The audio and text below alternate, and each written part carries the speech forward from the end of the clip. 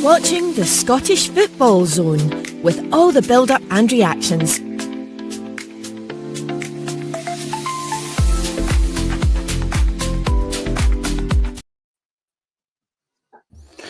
And just like that, we're back. It seems like last Friday I was speaking to Robin Reagan on the show, but we're back. And we're back with a new name as well and a new fancy dancy title. It's called the Scottish Football Zone.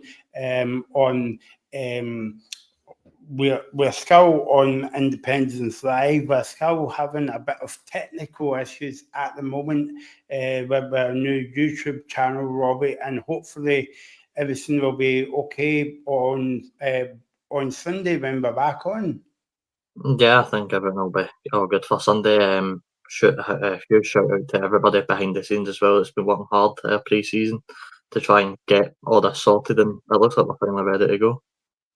Yep, we're ready to go with a new name and a new lineup for the show, because we've got a couple of new faces to the show. No, it's not me. I've been here all my life. That's why I'm losing my hair at the top. And I think Reagan this as well.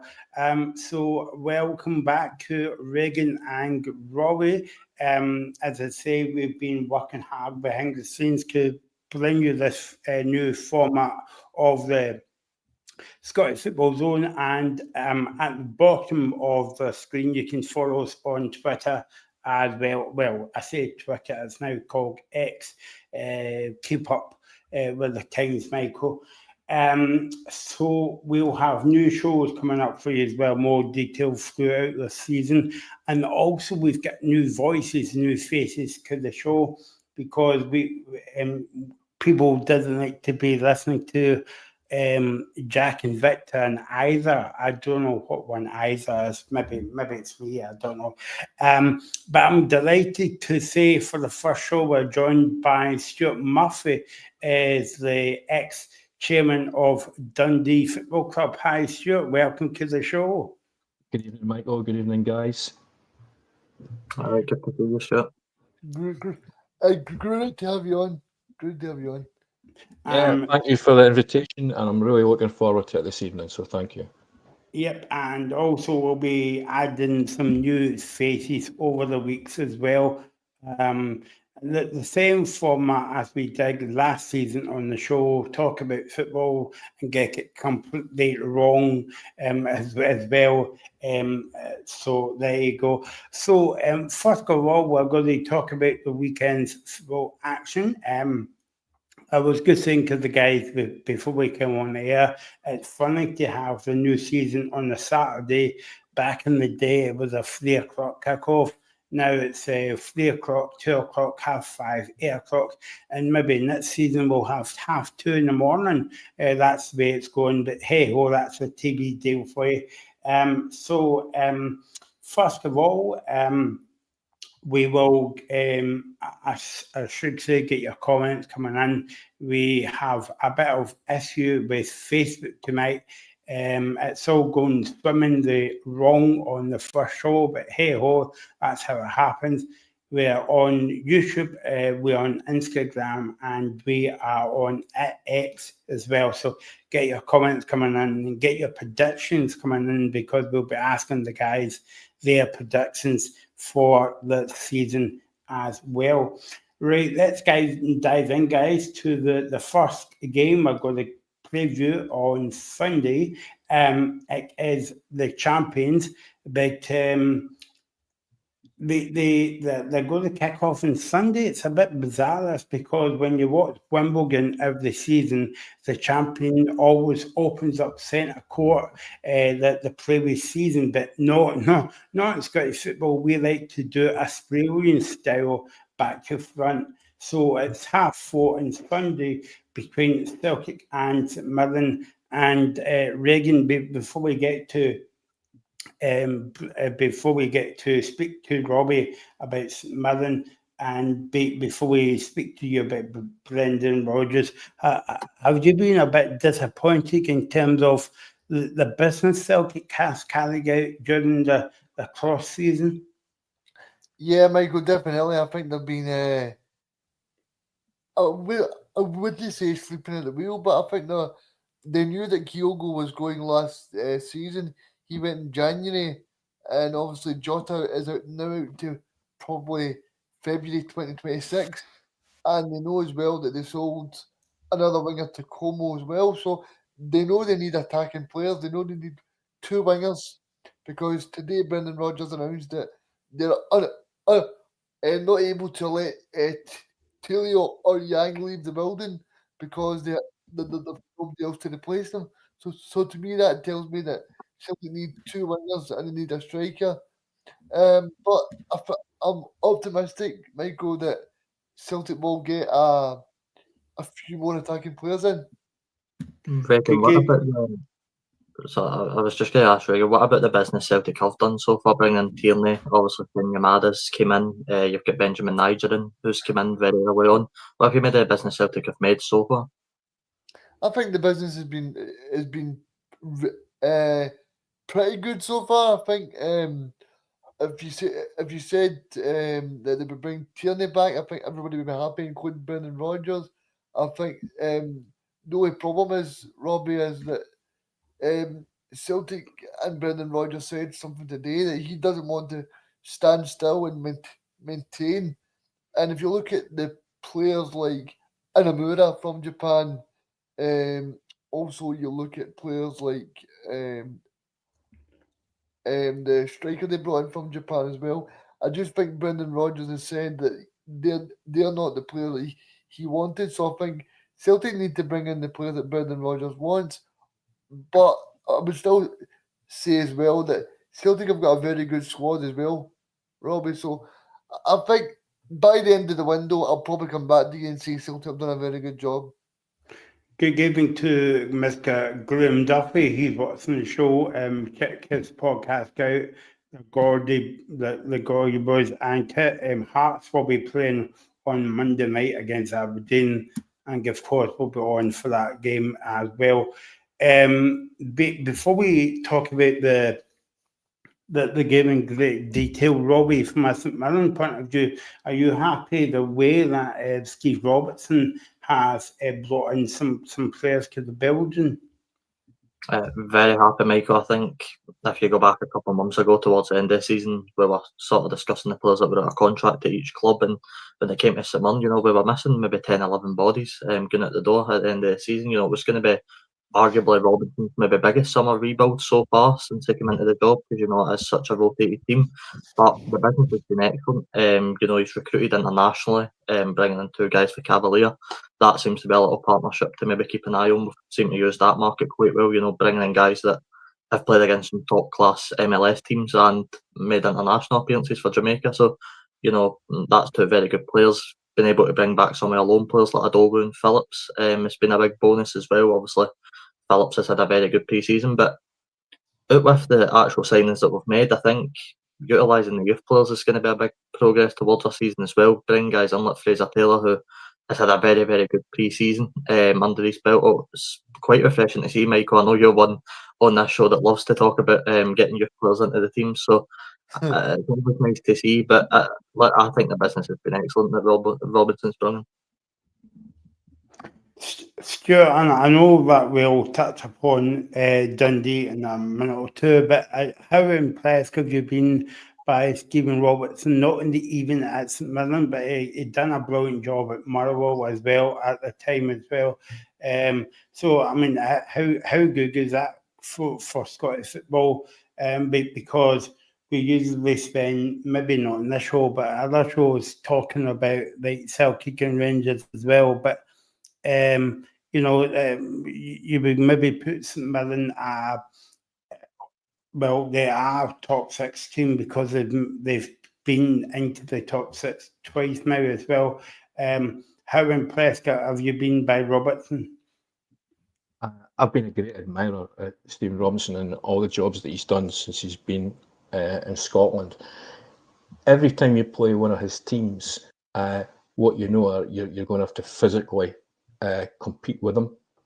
And I don't mean that in a detracting way. I don't mean they're a set of hammer throwers by any manner of means, but they're very organised.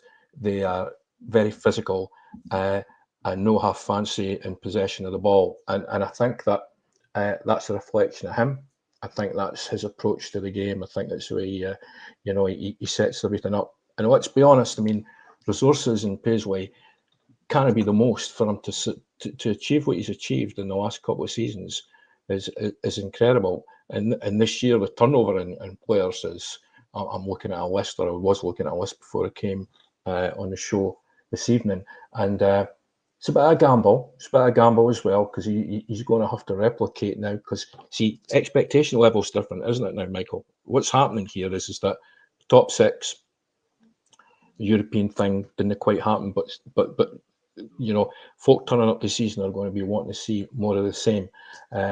And it'll be interesting to see what happens on Sunday, when they couldn't have a harder test on Sunday, could they, to be honest? But did not so bad the last time they played there, so who knows?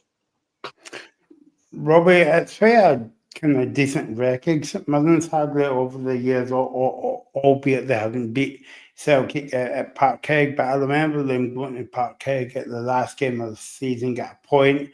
I'm sure they got a point during last season as well and they obviously St Mirren beat Celtic at St Mirren Park a few times, so you've got to take confidence as well. And also, as well as Stephen Roberts said yesterday, it's good to get the big team, the bigger teams kind of thing, if I can say that, sorry Robbie, out of the way first.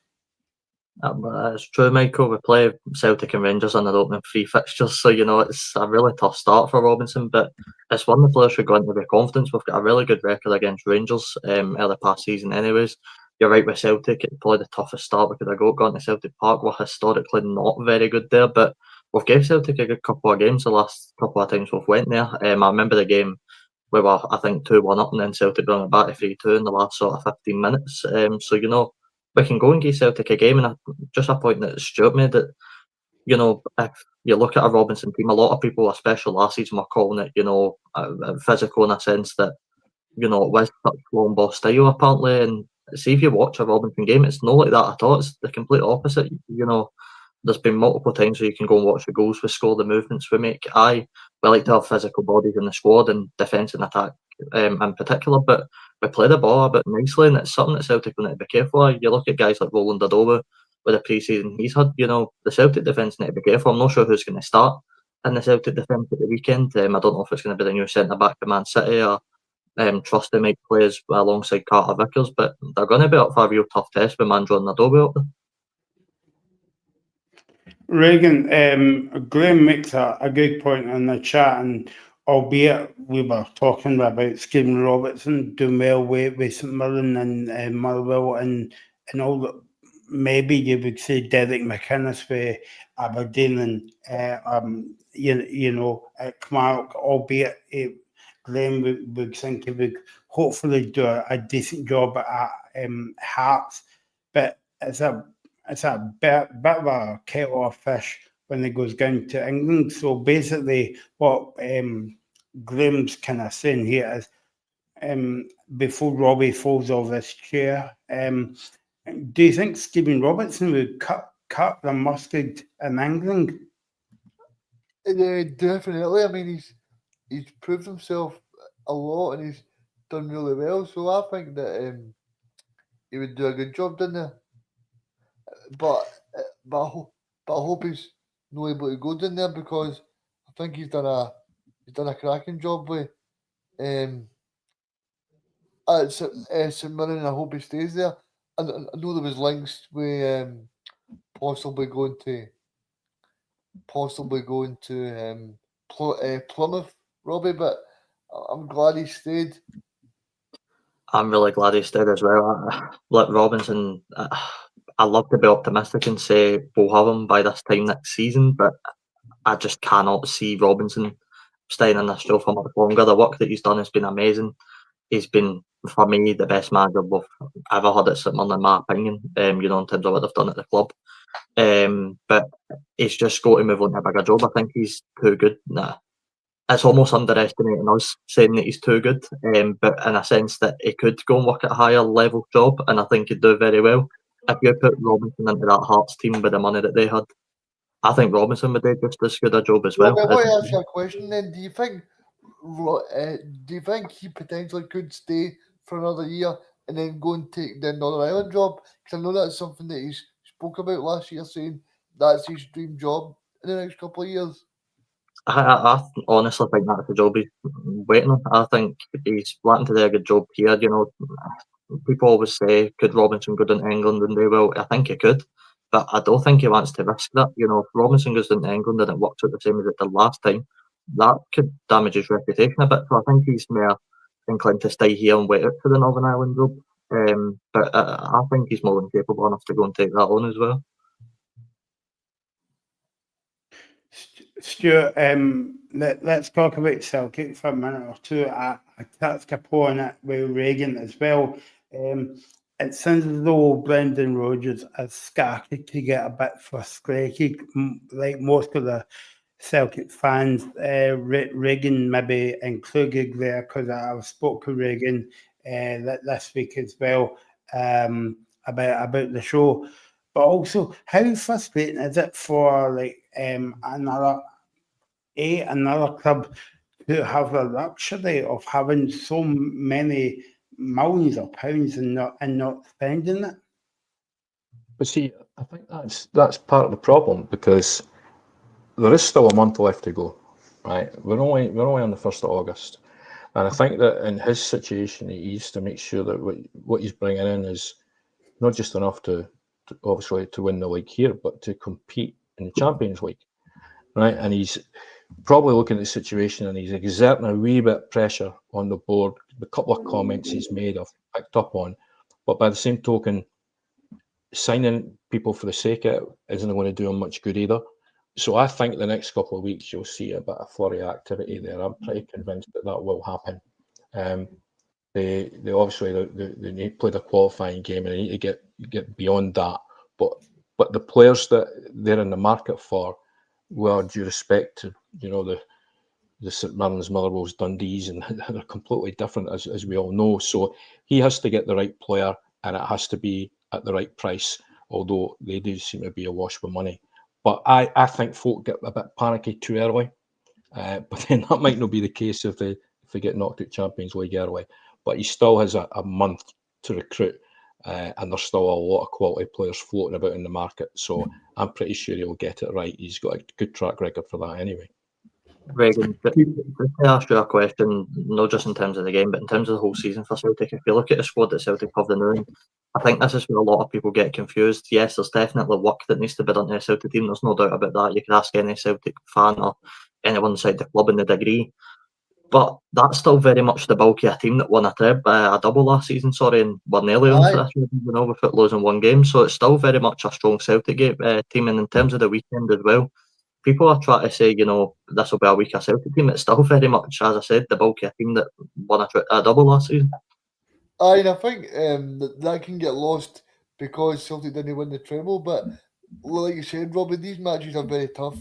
And I think but by the end of the window, Brendan Rodgers will get the players that he wants. Because if he doesn't, then I dread to come on the show. I might need to do an emergency podcast, Robbie, about Brendan Rodgers leaving. But I mean, I think that in terms of what the squad, I think the strongest part of Celtic's team is the midfield area. For me, I mean, they've got so many options, Robbie. I mean, Paulo Bernardo, Rio Hatate, so many options. McGregor and Nygren, who's Brendan Rodgers has said he's going to be a midfielder as well. So Celtic have so many options there. And with McCowan as well. It's a very dangerous Celtic midfield, and it's interesting if you look at the actual game at the weekend, because what you'll notice with St Mirren is a big part of our team from midfield as well. So it's going to be interesting to see how that battle goes in the actual game itself. There's a couple of battles all over the pitch that I'm excited to see. I'm excited to see who faces up to Kieran Tierney on his debut back in the Premiership. Obviously, on the other side as well, you're going to have Roland Dodoe maybe running it, a couple of the full-backs and defenders. So there's a couple of interesting battles all over the pitch at the weekend. Yeah, I mean, obviously, some of the players from St Mirren last year, Robbie, have left. I think it's Taylor, would have been right in saying, think he's Yeah, a good but- player last year, but I think he's left. Yeah, we lost Richard Taylor, we lost Caelan Boyd-Muntz, Greg Kilty recently left as well to go to Kilmarnock, so we've lost a fluctuant of players, but one thing I will say with Robinson is he's replaced really well. You know, he's maybe dipped into markets where we don't quite know what they're going to bring, but they're exciting signings, and it's signings that I'm personally excited to see in terms of getting into the league. The league start at the weekend, I think, you know, they're definitely to develop in some aspects. I think we've already seen a lot of the likes of Richard King in defence. You know, he's maybe get a bit of an attitude into it and maybe needs to flatten out in the Scottish League because, you know, it is a very demanding and physical league and players will get annoyed and aggressive. So, but it's maybe something he needs to be quite aware of. But it's a really exciting squad for the upcoming season. Stuart, while we've got you here, it would be a bit rude of me not to ask you the question that we spoke about last season, and we'll move on to Tony Dock and obviously the park in Dens Park last season. But also, how, in terms of Luke McCown and obviously Lyle Cameron at Rangers, how big a miss were they for Dundee this season? And are you wanting? Do you see like Luke McCown having more of a future at Celtic in terms of like I might be hedging my bets here, guys, but I think he might be the future captain if he hangs about for a few seasons. Well, the talk ends when we realised that we were losing Luke is that is he a ready-made replacement for McGregor? That was the thinking. Kind of similar style, but McGregor's still clearly not in a position to be going anywhere. But moving forward, yeah, looking into the future, it could well be that Luke is that, and he'll be learning all the time. Look, his development at Dundee since his signing from Ayr United was rapid. I mean, he picked up under the Dock. He was transformed as a player. And even now, he doesn't look out of place. He just slots straight into that Celtic setup whenever he's been asked to do a job and come on or start. He's looked like he's always been there for me. So, yeah, I think that Luke is a potential Scotland player as well. I'd be looking at him knocking on the door of internationals for Stevie Clark at some point. And you asked me there about Lyle Cameron. Again, both of those players were really, really crucial to the style of play that Dundee had. We were good to watch. I think this season it might be slightly different in terms of style because replacing that calibre of quality isn't the easiest thing in the world. But Cameron's a good link-up player. But whether he gets many chances at Ibrox will remain to be seen, because that looks like a difficult team to actually break into and maintain your place. Okay, let's have a look at what the managers are saying before the game. Quotes from Brendan Rodgers this afternoon. Basically, he was asked by a journalist about the signings, and I think we covered that. But also, he went on to say we are ready for the new season. Stephen Robertson, is a good coach, and they're a good team. So we need to be ready up and at it. As for Stephen Robertson, he said, we are not going to just make up the numbers. And Robbie, from a St Mirren point of view, that must be a bit of lesson for your manager to say, because we've heard of managers saying in the past, if they go to park a guy box, they park in the bus and all that. But in terms of because it's 4:30 live on Sky, they're raising the flag. Celtic, by way of your interest, you get Paul McStay. It's actually doing the flag bearing for Celtic on Sunday at the game. But how refreshing would that be for Stephen Robertson to say, nope, we're going to have a go and we'll see what happens? Very refreshing, and he stuck to his word since he came into the job. That's one of the first things I ever said. He said, I don't want to just come in here and play negative football and, sit back and take 1 or 2 losses. He wants to go and have a real go at these teams and show what we're all about, because we can take results off of Celtic and Rangers. We've done it, and we've shown we can do it. In the most recent games against the two, we've won and drew. So, we can go and get results against these two teams. It's obviously going to be a very tough tie. one of the arguments I'd make for the game is looking at Celtic's transfer business and various other things. It'll be interesting to see the crowd reaction. Obviously, at the start, you'd imagine it's going to be a very upbeat, positive atmosphere because Flag Day and the supporters are going to be right behind the team. But if Celtic start the game poorly in the first 10-15 minutes, that crowd will get right on their back, and it's something that maybe someone can look to play into their own hands. Okay, let's before we move on to talk about the other games, don't forget we'll be on Sunday. I think we're on at 7 o'clock to look back at the game between Celtic and St Mirren, but also the other games as well throughout the weekend. And don't forget we'll be back on Monday for the Hearts Aberdeen game as well.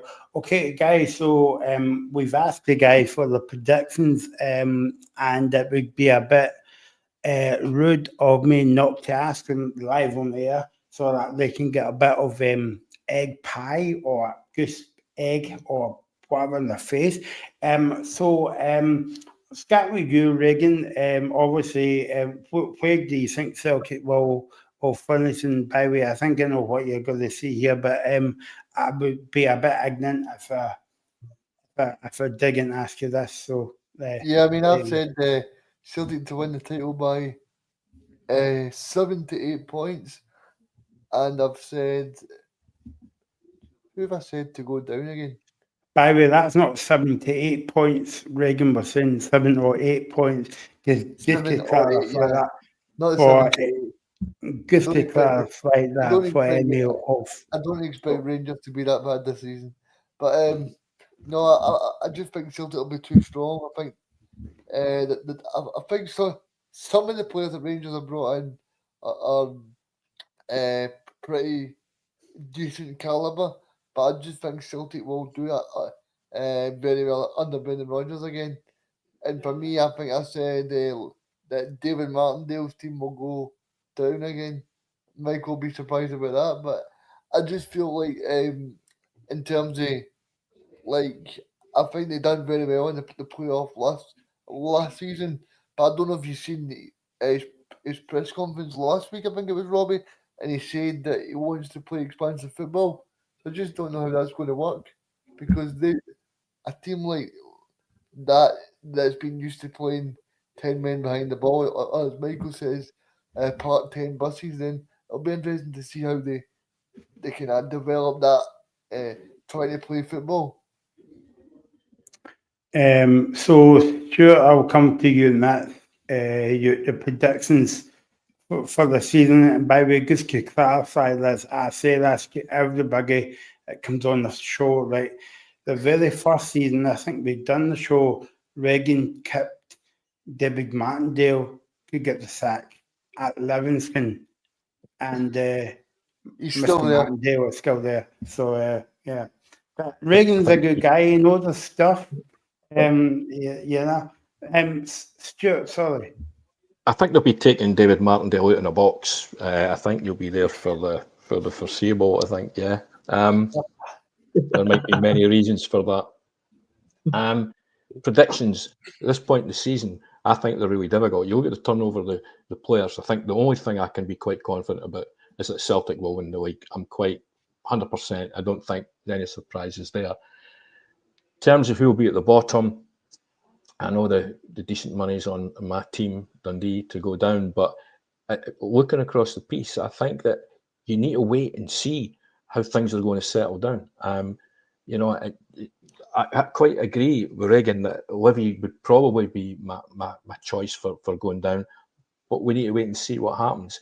A good few, I'll stick Livy in there at the minute, but I suppose I don't have the luxury of changing my mind in a month, Michael, do I? I've just got to go with that. So it's Livy for me, but qualified in the sense that we need to wait and see what's going to happen. But there's my two. And Robbie, we'll come to you last, because I know that you're going to say St Mirren's going to win the league. But it's hard not to go for Robinson's domestic treble this season. But no, I'll stick with Celtic. What the other two guys have echoed. I think they will be unstoppable this season. I think it'll be a close league, closer than it certainly has been the last couple of seasons. But I'll stick with Celtic. Then the other end, I will go for the money shot. I'll go for Dundee to get relegated. But the thing is, and I don't want to write up Stephen Presley already, but I think it does depend on when he gets sacked, because if Dundee sack him, I don't want it quick enough, I suppose, in quotations, then bring in a replacement that could mount a survivor charge. I don't know. It could be. It honestly could be Dundee, Livingston, or Falkirk, but I'll stick with Dundee. I don't think Robbie got the memo, Reagan, that Stuart's the ex-chairman of Dundee Football Club, but Stuart away? No, okay, that's fine. I thought Stuart was away in the first show, but yeah, you're Way in entitled the to huff your there. opinion. Yeah, I'm not happy with that prediction, but there you go. I'll just have to go with it. Yeah, I was just going to say, yep. I think it'd be quite interesting if Stephen Presley got sacked and they brought in Tony Docherty back. I wonder how the chat would go there. Sure. I'm not sure that would ever be an option. No. Again, knowing what I know. Yeah. By the way, I'll give a quick score prediction for the Celtic game as well, and I'll go one each. I'll go optimistic. I think we'll take a draw. There you go, one each. Reagan? I'll go Celtic 2-1. Sure. 3-1. 3-1. To who? Well, yeah, a bit of banter. Hearts going to win the league, and Hibs are down. Well, certainly not going to win any European Cups this season. Sorry for the Hibs fans, a bit of banter in the first season, the first game back. Let's move on now to Dundee and Hibs on Sunday at 3:00. First of all, it's just a coincidence that Stuart's on the first show and Dundee has got a new manager. But if I can take you back to last season, Dundee, they done very well to stay up in the Premiership. I've got to ask you about Tony Dock, actually, because I mean, albeit I was saying to you early on about Luke McKinnon, Lyle Cannon away, and you would say maybe the wheels came off the bus a wee bit, and I think we were touting Tony Dock for the manager of the year in his first season at Dundee. When the news came through of his departure, myself and all the guys on the show were very surprised about it. I don't want to say was he unclear, in the position to get one more season. So I don't know if you can actually comment on this, Stuart, about Tony Dock. Was he unharshly critic at Dundee? Well, it's a strange one. From the outsider looking in, you can look at that decision and think it was odd, to say the least, right? But the two seasons that we had the Dock, I think we conceded something like 70 goals each season. Now, a lot of the games were quite high-scoring matches, and entertainment-wise, we certainly helped the punters. And first season we won as many as we lost. Second season, the amount of points that were lost from winning positions each season was something like 27. I think it was in the high 20s. And I think the fans started to get a bit frustrated with what was going on in terms of the defence and trying to get that marshalled and sorted out, etc. There was a rumour sweeping around the city just prior to the Dock losing his job after the last game of the season at St Johnstone. So for me, it wasn't a shock. But then, of course, it was the summer of discontent after that when they took a while making an appointment, and when they eventually did, it didn't go down well, right? So I wouldn't have blamed Presley as an individual. I would be looking at the board and thinking, what were you thinking about in terms of proper planning? Season ticket sales have been hit by it. I think we need to wait and see what's going to happen. There's this talk about development, which I don't like, because I didn't shell at 430 quid for a season ticket to watch development. I want to see my team doing okay. I want to see them pushing for top six. And already we've surrendered any chance that we've had of making an impact in the League Cup with a couple of embarrassing results, which no disrespect to the teams that we lost to, but by the same token, that shouldn't be happening. So it'll be a strange atmosphere at Dens on Sunday, because what you'd normally expect first game of the season, everybody be bouncing right there, they'd be up for it. But right now there's a general feeling of malaise around about the Dundee support. So hopefully Mr. Presley can get them sorted out and we can put up a decent performance and he can start knocking the critics. But I really think that the people who are making the decisions need to take a good long hard look at themselves now, because be careful what you wish for would be the thing I would say. One more question before I let the guys in. Now, you said the usual jokes as Elvis has left the building, Elvis has entered the building as well.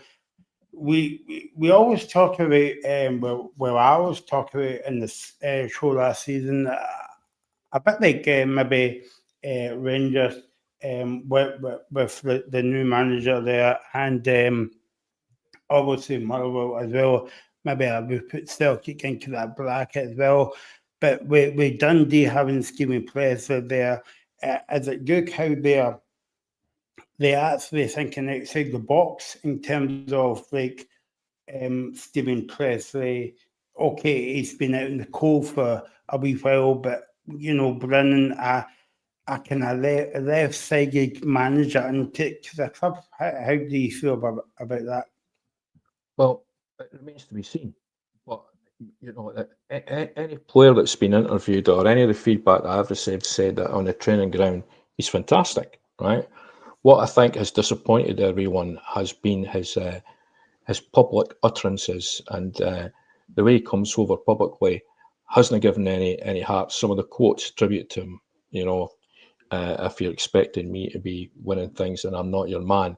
I mean, it doesn't instill. You could say that that's a realistic approach to being the manager of Dundee, but whatever anybody wants to think, despite years of flip-flopping between the divisions, there's still an expectation at Dens that they should be pushing a lot harder than they are, and just being a developing team for someone else just doesn't cut it. So I don't think it's his fault per se, but they really need a couple of decent results. And to be honest, I mean, I think we talked about St Mirren's start. I mean, Dundee's the first 4 games we play Rangers next Saturday. I think we're away to Kelly after that, and then we've got a home derby, and that's all before the end of August. So if he doesn't start August well, there could be a problem. Stuart, it's interesting to me, right? Because I was having a bit of a look at Dundee's players that they've brought in. They lost a lot of bodies, and I think what's maybe given me a bit more of hope for the likes of Livingston and Falkirk, because I'm looking at the business that they've done, and they've brought a lot of good players in, specifically Livingston. I think it's something like 11, 12 signings I think Livingston have brought in so far. I'm looking at Dundee's calibre signing, and I think Drew Wright's the only player that's come in for another Scottish club. I could be wrong on that, but to me it just seems for the outside that maybe the fans aren't just frustrated at the manager, but also the lack of maybe, I don't exactly want to say big name signings, but signings that maybe haven't proven themselves in this league. And it is such a optimistic couple of signings that Presley's brought in so far. Is that maybe a concern for the fans beginning of the season? It is, because they didn't recognise the names that have come in. You're quite right. But then if you use the Livy example, the players that we know that they've brought in, the question is, would you take them? A couple of them actually used to play for us, and the answer to that would be no.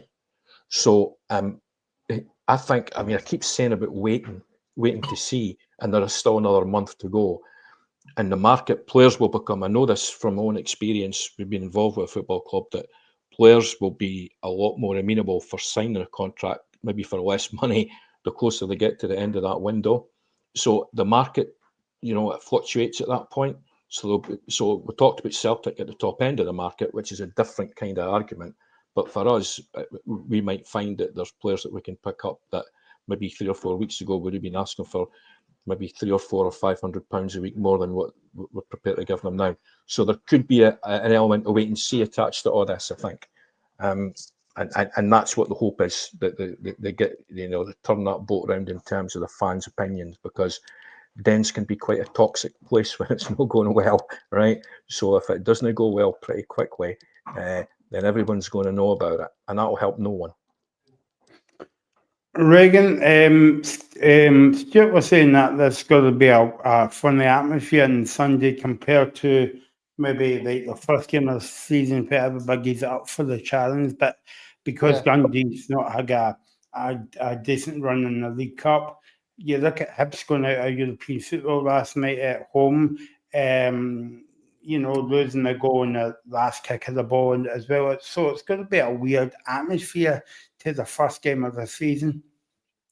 Yeah, it is, but I think I just wanted to ask Stuart in general. I mean, see, in terms of like Presley, is there going to be a lot of players that they're going to try and bring in? Because I think that's what the fans want to see. And do you think it might try and go down to maybe England where he knows like Brentford and Coventry and places like that?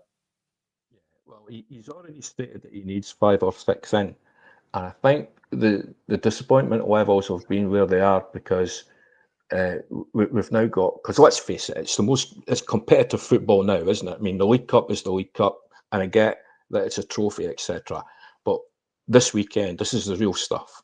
Right? And I think the disappointment's been that we've watched all these other teams recruit, we've seen players flying in, and then we've looked at our own activity and thought, well, is there a budget? Is actually something happening there to stop that happening?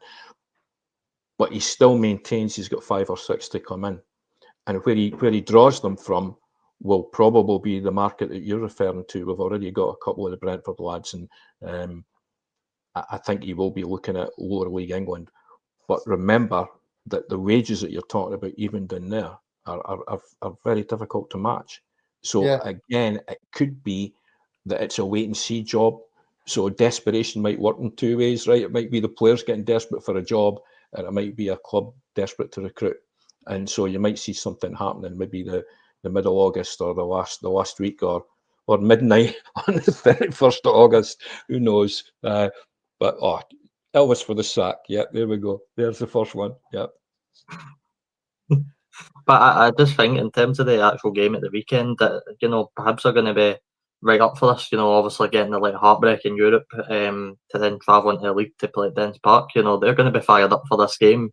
I suppose, taking on Stuart's point there, I know Dundee have obviously had the games in the League Cup, but Hibs, I'd argue, have had more competitive fixtures, to get themselves ready for this.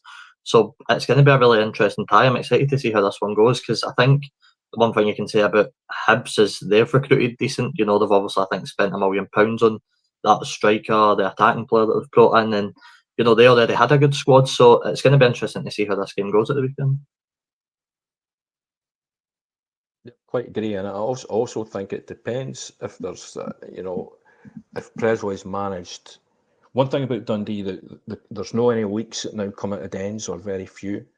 The comms isn't the best from the club out to the fans, so you kind of wonder and hope. Well, I certainly wonder and hope that there's maybe a bit of siege mentality being built up there. So by the time they hit the grass at 3 o'clock, the sleeves will be rolled up and they've got a point to prove, because right now a lot of folk are writing them off, and we've not really kicked the ball properly yet, have we? No, really. So 3 o'clock, we'll have another conversation if you want at 5, and I'll tell you what I think then. I mean, the thing that I would say as well is that even people like me were wanting David Gray to get the sack after 10 games last year. So things can turn around. I mean, he finished third in the table and did a very good job. So things can change quickly. I know, but even if you look at, I know you'll be talking about other games, but just quickly, if you look at our neighbours across the road that had a really decent season, qualified for Europe last year, not with the prettiest brand of football you've ever seen in your life, and a lot of 1-0s and that kind of stuff. Well, their turnover's been incredible. I mean, they started a European match the week past Thursday with not a Scottish player in their starting 11. I've seen a wee bit of their game last night, and they looked really disjointed. And the manager himself said that they were off the pace a wee bit. So a lot of these teams need to find their feet. A lot of new recruits. So there's a few teams in there that are going to unknown quantities. The only thing we really know is that the team at the top will probably be the team at the top. Other than that, who knows?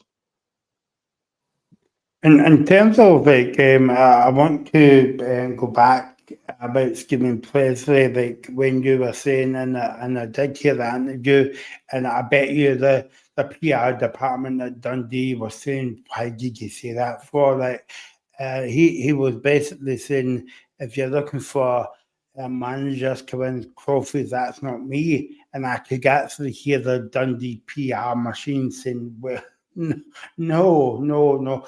Uh, I mean, it's a good kind of shut his mouth and just say the usual thing that I'm happy to be back in Scottish football at one of the kind of hopefully top 6 clubs, playing against Dundee United in the derbies this season and try and win a couple of trophies.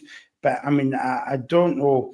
I don't know why he said that for. Is it just a case of Derek Haggins number 2? I think maybe he's trying to manage expectations, but it's been pretty clumsy the way he's gone about it.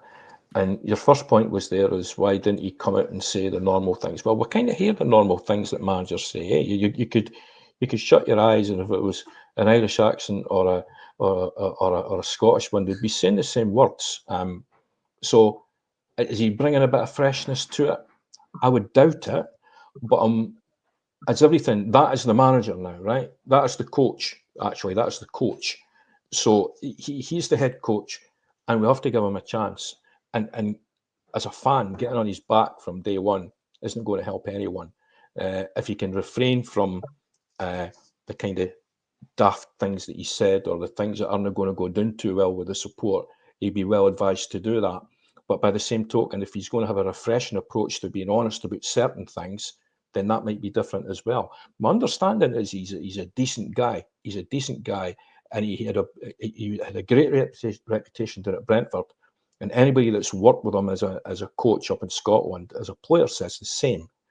But I admit that from the outside looking in, it looks daft, the appointment, and the interviews have not made that feel any better. Yeah, I don't think they have, and I agree with you. But you know, at the end of the day, he's not exactly wrong. He's not got a brilliant reputation. Same with doing any of the stuff that he rightly pointed out in his interview. There is realistic expectation at the Dundee. They're not expected to win a trophy. I don't think any team really outside the sort of big teams, if you will, are. The Dundee have got to be realistic about this. The fans have got to be realistic that they are going to be probably most likely, unless something big happens in the last month of the window, they are going to be in for a bit of a fight in the bottom. So it's for Dundee fans, if they can try and stay up. I mean, that's the first priority. That's the first priority at St Mirren. The first thing Robinson will commit to every season is we need to try and stay in the division. I don't think it's the job. I don't think it's the job of the manager, though, Robbie, to say that. He should be saying something positive and saying, "It's great to be here. I'm going to do my best. We'll try and get the top 6. We'll try and get a day of Hampden or something like that." He shouldn't be coming and going, "If you want a good manager, the way Charlotte, so it's somewhere else." The analogy that was used, right, was that if they're 2-0 down at half time on Sunday, can you see him motivating the team to recover a game? Because he's not that kind of guy, right? But I think Stephen Robinson would send him out to recover the game. Other managers would do it, but you look at Presley and you think, unless I've got a loyalty to you as a player, unless you've been good to me, and I'm going to respect you in a different kind of a way, then. But in terms of motivation, it doesn't feel positive to me. I think he's built a rock for his own back, Stuart Leonard, because you were saying that if we were 2-0 down at half time, but if I turn it on his head, if he did say that he's happy to be here, would you be saying the same thing to me now about, Dundee would come out and win the game 3-2? If he didn't say that. Sorry, I'm not understanding what you mean. So sorry, can you say that again? Aye. So basically, what you were saying there was, if Dundee went in at half time 2-0 down, you're saying that you're saying that you're not confident of them coming back out to win the game.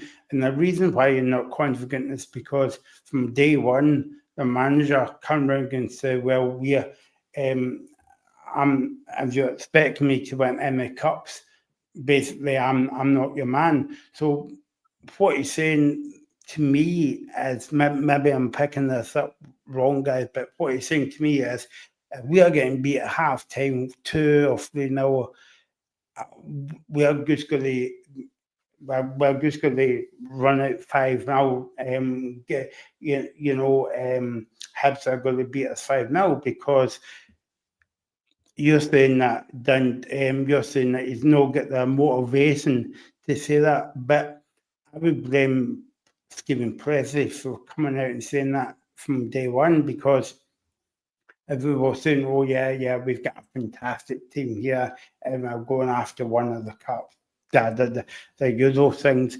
But because he's saying that, he's putting doubts in all the fans' minds now. It's public perception, isn't it? It's now that's what he's created. He's almost become a caricature of himself. Mm-hmm. So the only thing that can happen now is that something changes on the pitch. And if they start the season off in those first 4 games and they've got a decent start to it, then that ship might start to turn and people will avert their attention to somebody else in the league. But right now, he's that kind of joke figure, and we're well aware of that. But we just need to give the guy a chance, because that, you can only kick with the boots that you've got. I would use another analogy, but I'm not sure I'd get taken off here if I said it. I mean, we could come back on Sunday night and Dundee could have beat Hibs 2-0, 2-1, and then we'd all be in our words. It really is a case, as Stuart's mentioned a lot of times, just wait and see what happens. It's slightly too early to judge. I think you can judge a manager based on past things, but until you actually see him with the team that he's got and an actual competitive fixture, we don't know what's going to happen with Dundee. Sure, who did Presley pick as his backroom team? Has he got a backroom team, or has he came alone? Or? He does have a backroom. He's gone to what he knows, but I'm going to say no more about that, right? Because my opinion might be too strong. But what I would say to you, if you look at the bench on Sunday, if you're watching it on telly, I think they've got more players on the bench than they've got more backroom staff on the bench than they've got players. Right. Right. So I'm not sure what's happening there. It's a bit of a mix up, but we'll see. I just keep saying we'll just need to wait and see. Yeah, I mean, because what I was thinking of they actually have they got people that know Scottish football, or has Stephen Presley brought in people from down south? Because sometimes that can be a real disadvantage as well if none of the coaches really know Scottish football either. He's got people that do understand the game and have been involved in the game up here. He does have that, but as I say, we'll just wait and see what happens. But have a look at the bench on Sunday, and you'll be amazed at how you can fit so many people in a plastic shed. Yeah, it's incredible. From a Hibs point of view, Robbie, you would maybe say to the Hibs fans might say, well, the season's over before it begins, because last night you would say that was a cup final at home, and obviously they get beaten in European football. But I mean, obviously it's going to be, as I say, it's going to be a weird atmosphere going into the first game on Sunday. But as Regan and everyone else said, so David Gray, I don't think I think he's lost his knighthood at the moment in Edinburgh. But what do you think of Hibs? Do you think they'll carry on in terms of where they left off last season, having a successful campaign? Well, I mean, first of all, for what I'm led to believe, I could be wrong, Hibs are still in Europe. I think they dropped into the Conference League to play a qualifier in there, so they've still got a chance to get into the league phase eventually. But I'm excited by Hibs, as I mentioned earlier. They've made some good signings. Jamie McGrath's one that, as a St Mirren fan, obviously excites me, and I've watched them since the game ended. But they're also one of the teams that have spent a £1 million+ on a player. Now, let's be honest, when does that ever happen for a team outside the big sort of two in this country? So it's really refreshing to see. They've obviously strengthened. I think Josh Mulligan's come in as well. So, Hibs are Hibs are strengthening what's already a pretty strong team. You know, it's going to be a case that if they end up qualifying for the league phase, I'm not too sure who they're going to play next in the qualifier, but if they can qualify, it's how they balance Sunday Thursday football. You know, that's a big test for any team in this division. You know, teams have notoriously struggled at doing that. It'll be interesting to see how Aberdeen, obviously we'll speak about them later on, how they handle it, but it's an exciting Hibs team. It's a team that obviously done very, very well last season under David Gray, sort of turned it around for the very poor start of the league season that they had. And it's a team that could go out and easily push for the top four again. It's a team that have got that amount of quality in it. Reagan, do you think Hibs will be pushing again for top six? Well, and hopefully that they'll get a 1-0 derby against Hearts. I think they'll do well this season, Hibs. I want to ask Robbie, I know he keeps up to the signings more than me, but I like that Triantis at Hibs last season. Is he still there, Robbie, or is he, but what's happening with him? No, Triantis is away. I did, the last I heard, Hibs were trying to push to sign him. I think it was going to cost roughly again though. I think it was near enough £1 million to get him back to the club. Which if they went out and spent £2 million on two players, then you know that would have been a big move for Hibs. And to be honest, I think they've already sent a strong enough message. You know, spending £1 million sends out a real statement that they're not just here to, you know, be pushovers or, you know, keep their finances if they will. And I think also it shows a pretty strong message to what they think of David Gray. You know, they're here to back him. They're willing to spend that amount of money on one player for him and his team. So, you know, it's a pretty strong message for the Hibs board this season, I think. So that is the game on Sunday, Dundee against Hibs. By the way, don't forget that is a 3 o'clock kickoff. Kickoff times is all about the houses on Sunday because the last game is Falkirk and Dundee and Mike, that's 2 o'clock on Sunday as well. I think that's on Sky, that game, if I'm not right in saying so. Before we go on to talk about this game, how good is it for Scottish football to see Falkirk back in the big time, Stuart? Well, it's great. I don't know why, but I've got a wee soft spot for Falkirk. Me as well, huh? It's a funny thing. I mean, I'm older than you guys, but I can remember floodlit nights at Brockville and being at midweek matches, etc. And Brockville was fantastic atmosphere. But they've always felt like a club to me that's like a traditional club, whatever that means. You know, I've just got a different feel to them. So that soft spot, I've maintained that for a lot of years. Got a decent manager. They've got a guy that's unspectacular as a coach, but actually you can't argue with the results that he's had and the success that he's had right across his career. Actually, he's always done well. The upsurge in season ticket sales at the Falkirk Stadium has been brilliant, and it's great to see that area and that club re-energised in that way. Hopefully they can, I think maintain their position and consolidate in the league. I mean, I think the chairman said as well, Stuart, that I think it's Jimmy Swinney said that basically they're now the 10th most supported club in Scotland with the figures that they're bringing in for season tickets as well. So I think it's just great to see that stadium full and jam packed because. Oh, yeah, I know geographically Falkirk's in a fantastically central spot for visiting fans for most of the country. It's no disaster to make their way to Falkirk. So I could see a good few full houses there this season, which is good. The stadium's great. It's a shame they've got 3 sides because a 4-sided stadium there would be just absolutely amazing. It would look great.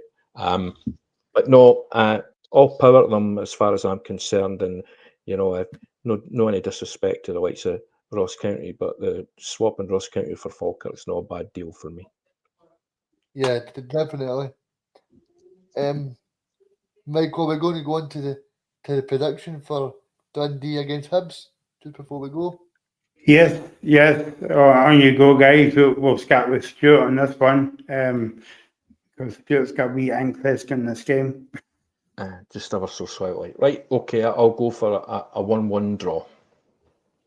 I think I'll go for think I'll go 2-1. I think I'll go 2-1 Dundee. I think I'll go something different. 2-1 Dundee. You've been drinking. I fear I've already upset Stuart enough on that show in the first there, but I'm going to go for a Hibs away, but I'm going to go 2-1 to Hibs. I think they take the points. There you go. And we've got a comment coming in about John McGlynn. John McGlynn has done an excellent job as well, but the comment that says, I don't know if he's never heard of the Premiership before, but he says John McGlynn should be managing a top level outfit. Robbie? Just to ask you guys a general question then about Falkirk and coming up, and I think a lot of people are very optimistic at how well they can do this season. I've seen a few shouts for top 6. Do you think there's any concern that maybe the squad that has been back-to-back promotions might struggle a bit this season? It's still very much a team that will be fresh in the Premiership after just being fresh in the Championship. It's a big gap between League One and the Premiership this year. I don't know, Robbie, because that's my honest answer. Because I think they're still recruiting well. Like Scott Arfield as well. I think that's a good bit of business. He's been there and done it. He's won trophies at Rangers. Brian Graham at Partick Bristol. I know there was a bit of jabide because he was due to be the Partick Bristol manager, and then he knocked it back, and he joined Falkirk. So I think they've bought well so far. And to be honest with you, I don't think it'll be that much of a challenge for the players. I think they'll buy into it, and I think that's probably one of the reasons why they sort of done really well last season, the last 2 years. Maybe the Championship in League One was probably I'm not going to say too easy for them, but they're probably looking for that step up. Yeah. I'm always nervous when a team comes up and they don't. They're a winning team and they had a fantastic season. However, I do have concerns about the level of quality that they've brought in or what they need to. And I keep saying it, there's still a month left. But Falkirk really, I've been through that situation with Dundee a few times actually. I think in my time supporting them, there's been something like 7 relegations and 8 promotions. It's something ridiculous like that. And mistakes are made quite often when you don't refresh the team and when you don't bring in some quality players that are used to playing at a higher level. But listen, it's like I keep saying, I'm not sure that the standard amongst the other teams that will probably be towards the mid or lower half will be that different. And Falkirk should be able to punch away at a decent level, but maybe a wee bit concerned about the level of recruitment there. I think they might still have work to do in the 4 weeks that are left. Stuart, before we come back to this game, in terms of like your role in the Scottish Supporters Association, and by the way, if you haven't signed up, I would go to the website and sign up. It's free to join the organisation, but in terms of seeing Falkirk up in the Premiership, brilliant to see. It would be brilliant to see a full stadium, all sides of the park having stands and all that. But how concerned are you in terms of that we have Livingston up now with a plastic park? We've got Kilmarnock having a plastic park. Do you think it's good for the game, or do you not think it's because we're trying to market the game in terms of like Sky and other media outlets and they see the plastic parks, albeit Falkirk's one of the better plastic parks, if you want to call it that. But how concerned are you about that? Can I just quickly jump in, sorry, Stuart, just before you speak? I do believe, and I could be wrong, I think I watched a Sky video yesterday about the plastic pitches. I do believe this is the last season they're going to be allowed in the Premiership, if I'm right in saying. But there may be challenges made to that by some of the clubs that have got plastic pitches. I think for me personally, so no talking the Scottish Football Supporters Association point of view, it depends on the quality of the plastic pitch, doesn't it? Because a lot of pitches now are hybrid anyway. They've got grass in them and non-grass, if you like. So if you go back to Livingston's pitch before, which I understand's been relayed completely, and it's a different one now, but do you remember when the ball used to hit the deck and all these wee black pellets used to go flying in the air and everything? And it's not a great look on television either when there's a sheen on the park, when it's a floodlit match. It's all these aesthetic pieces that make the game up, if you follow what I mean. So if anybody down south looking at a television and they're having to put sunglasses on first before they can see where the ball is, then you've got an issue. So it's about the product for me. It's about making it look professional, and it's about having standards that adhere to what should be.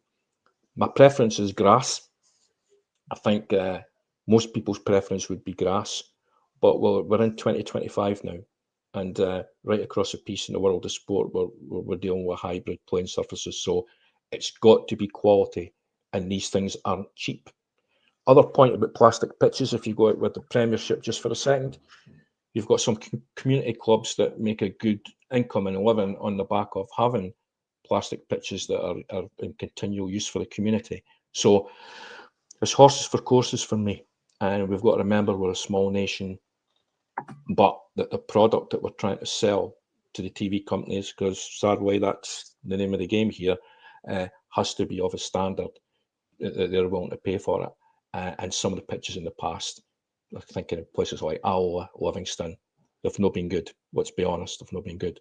But I think it's quite rightly just been said that they're being moved out and phased out anyway.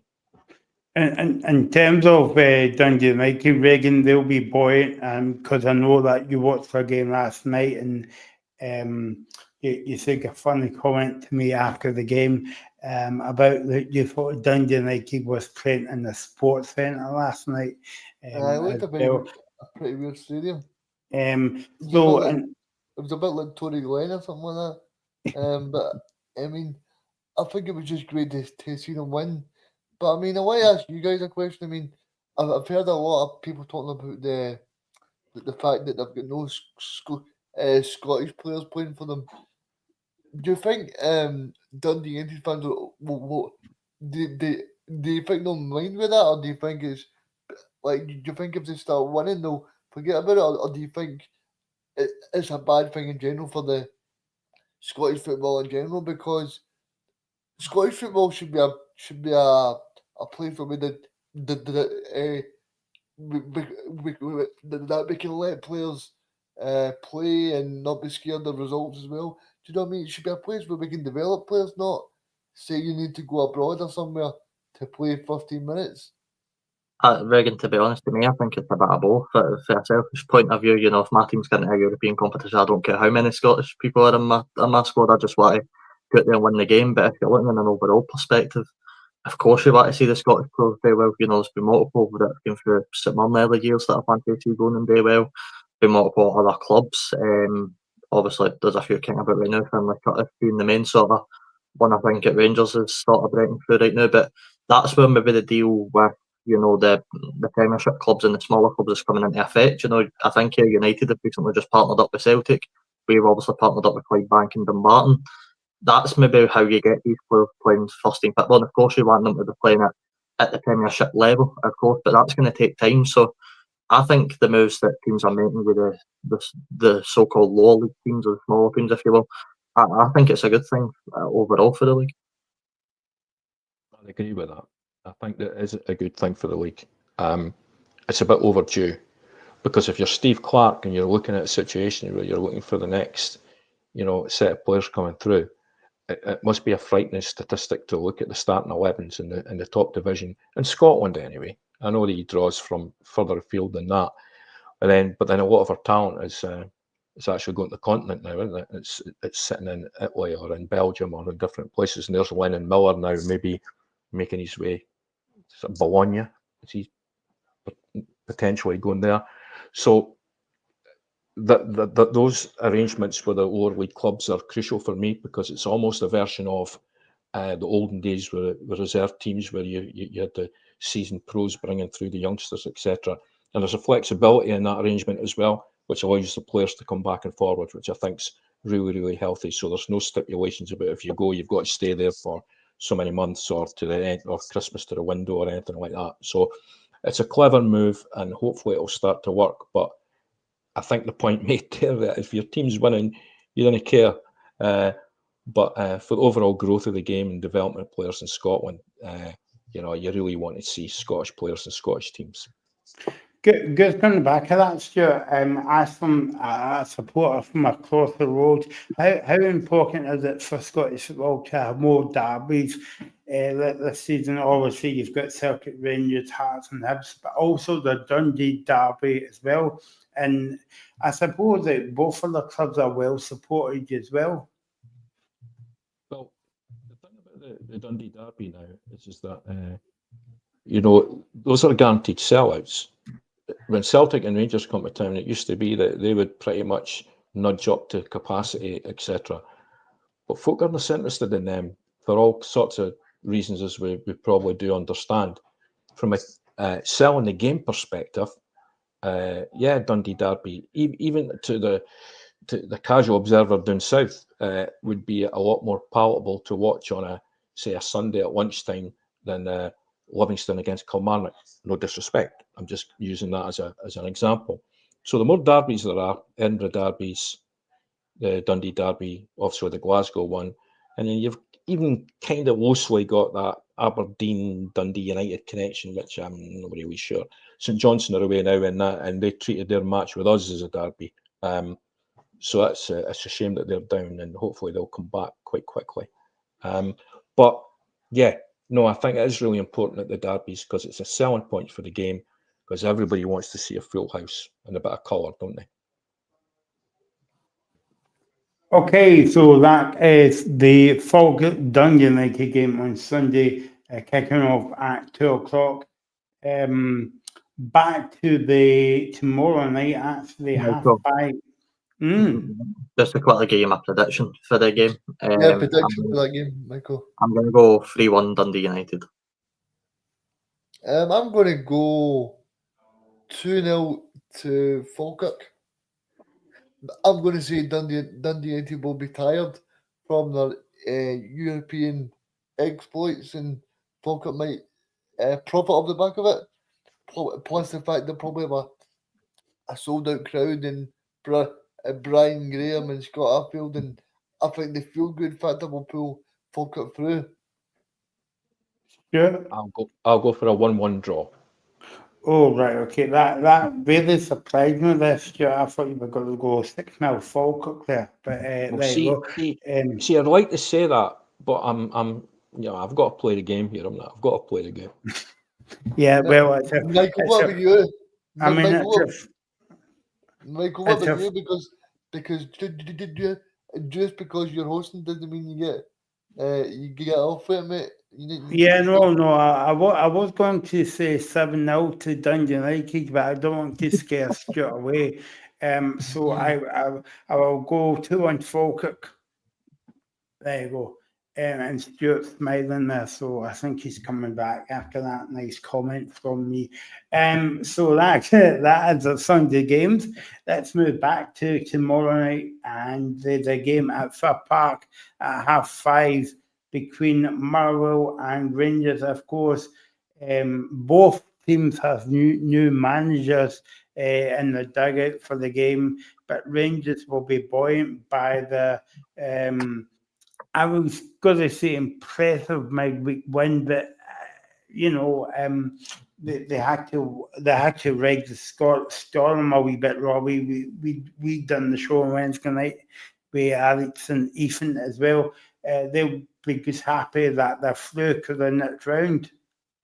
Yeah, but they also over the 2 legs showed a lot of quality. That's the reason they're through. They didn't just luckily scrape through by Panathinaikos, having a poor couple of legs in front of goals. They showed some good quality as well over the 2 legs. I think it's going to be intriguing to see how Russell Martin's style works in Scottish football. Obviously, it's not the only new manager. We've got to see what the Motherwell boss is going to implement into his team going into the season. Obviously, still some stuff about Lennon Miller and stuff going on there, but it's going to be a really exciting tie. For what I know about Russell Martin's game is the problems Rangers had last season, maybe breaking down teams and not being able to pick up the points away on the road at these tough away games. I think Martin's going to be able to save that. I think that's what he's good at. I think he's good with the ball. I think he knows how to break teams down. He's done it with Southampton in the Championship. I think this could be a really exciting time for Rangers. Obviously, I'm sure if we could have handpicked the fixture at the start of the league, I don't know if we would have wanted Motherwell away with stuff. But, I think they can go and get the win. I think it'll be a tight game over the 90 minutes, but I can see Russell Martin's men sneaking it because, again, as we mentioned, with the likes of Hibs and Dundee United, they've got a bit more mark sharpness and competitive fixtures, obviously playing Panathinaikos the 2 legs. So I'm sure he'll have his players ready for it. Yeah, I mean, I'm looking forward to seeing Rangers, seeing the new players, Robbie. But what are your opinion on the new signings? I'm really excited to see Mikey Moore. I'm disappointed he's going to Rangers, but because he's a really good talent. Stuart, for reference here, I like Spurs as well, so that's why I'm saying I know Mikey Moore. I've seen him a few times, but I just think, Robbie, that the squad Rangers are building is quite decent. I think the only thing for me is I would look at again centre back. I'm not too impressed with that. Jenga, is it from Wolves, and also I'm not too. I don't know about that for Fernandez. I've not really seen too much of him, Robbie. But I think apart from that, Rangers have really recruited quite well. Aye, it's an exciting squad. I think Rangers fans need to be a bit careful. This isn't going to be a one-season flip around. It's going to take time for this team to change. Russell Martin to bring in all the bodies that he wants, and clear whoever he doesn't want in the team. But he's made a good start at it. You're right, the Jiggy of the 2 legs probably didn't play well, but I don't think Max Aaron's particularly played well with the 2 legs either. But see the one where he got caught in the first half, Robbie, at the back post. Aye. It was sort of the Panathinaikos player was in the back post, and it was just lucky that potentially it was going kind of side on rather than full on, because if it was going full on, then it would have been a goal. Aye, I mean, I think Michael described it as a few times in the 2 legs they were playing rugby with the shots that were going right out of the bar. But there's definitely thieving issues at Rangers. You can see that. It doesn't take an expert to show that. There's definitely times where they're trying to play at the back and play to Martin's style, and it's maybe not working. But look, it will all get fixed in due course. They need to get more games under their belt. They need to learn to know each other better, how they play and stuff like that. So it will all take time. Obviously, this weekend we'll get to see the start of it, and as I said, I think Russell Martin's men might just have enough to start off well. Stuart, what do you think of this game tomorrow night? Obviously, it's going to be quite interesting. Both teams have new managers, new squads as well, live on the telly on hopefully a sunny Saturday night. So yeah, what are you expecting? Oh, again, I'm expecting the unexpected because there's so much change in the squads and the managers. Talked about Russell Martin's style there a minute ago. I don't think we've picked up much hints about that in the Panathinaikos games, in my opinion, because they're not typical of how they'll set up in Scottish matches. So 5:30 on Saturday. That'll be the acid test for me, just to see what they look like. There's a lot of optimism there. There's a lot of new players, some decent players in there. I'm looking at the list just now. It remains to be seen what will happen. Motherwell are all sticky. It's not an easy place to go for Park. First game of the season, they'll be up for it as well. They've got to impress their new manager, etc., etc. So Rangers would have fancied being probably at home in their first game if they were able to have that choice. Maybe get the 3 points in the bag against. You know what it's like going to Ibrox. It's unlikely you pick anything up. But it'll be a stiff test at Fir Park. But like I say, I don't think we can take much from what we've learned from the Panathinaikos matches. Not yet, anyway. And is everybody up to speed? I'm not sure. So it could be quite intriguing. I'm not sure it'll be straightforward for them, Fir Park. Just to answer, Sorry, Robbie, on you go, mate. No, I was just going to say to answer Graham's question, it was interesting. I was listening to Chris Boyd and Chris Sutton speak about the Dessers situation yesterday, and I think Boyd actually made a very good point. If you're choosing between Dessers and Egerman, who you stick with the season, I think most Rangers fans would choose Dessers at this point, which a few months ago probably wouldn't have been the case. You know, I think a lot of Rangers fans expected Dessers to maybe be away by this point, but his goal record's good, so if I'm a Rangers fan, I'm probably looking to try and keep him for the season. I mean, definitely. I'm just speaking on Stuart's point there. I mean, I think in terms of this match for Rangers, I think it takes on a totally different complexion because Rangers will be dominating the ball. They'll be creating chances in the Paramarico scheme. It was a kind of like try and see what we can get and sit behind the ball and then create our chances. I think Rangers are expected in Scotland to create the most chances and score goals, and Motherwell will be doing what Rangers did in Europe. And as for Motherwell, Stuart, the first game at home, what are you expecting from them under the new kind of gaffer? I'm not sure what kind of style that he employs, Michael, to be honest. They always seem to have the same kind of style, Motherwell, to be honest. Again, I'm expecting them to be physical, competitive, a big team, physically a big team. And I think that will be, I mean, I'll be honest, I think that how they managed to elevate themselves out of that bottom half of the bottom six, if you follow my drift, towards the end of the season was surprising because I thought that they'd be one of the teams that would be down at the bottom, certainly with us. I thought we would probably be in the position that they were come the end of it. I was surprised, obviously, as everyone was, about how short-lived the previous manager was there for. So depends on the style he brings with him, the new guy. Recruitment, there's nothing in there that I particularly recognise as being anything spectacular. But by the same token, we got one of our players, actually, Jordan McGee, who's a really, really dependable player, but I think he's injured and he'll be out for a wee while anyway. So I keep saying it, guys, I'm not sitting on the fence, but wait and see situation. But I think they'll be big, powerful and physical, much like some of the teams in the lower half of the league.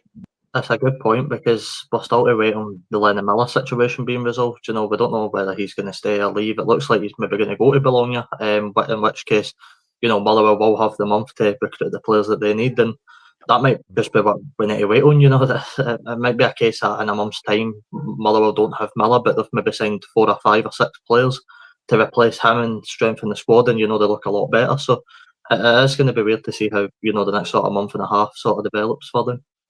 I think it'll be interesting to see the starting 11s this weekend and then the starting 11s at the start of September and make that comparison. And I think there'll be a lot of movement between now and then. And as you say, if they attract a fee for Lennon Miller and he leaves, then it opens up probably a different market for Motherwell at that point.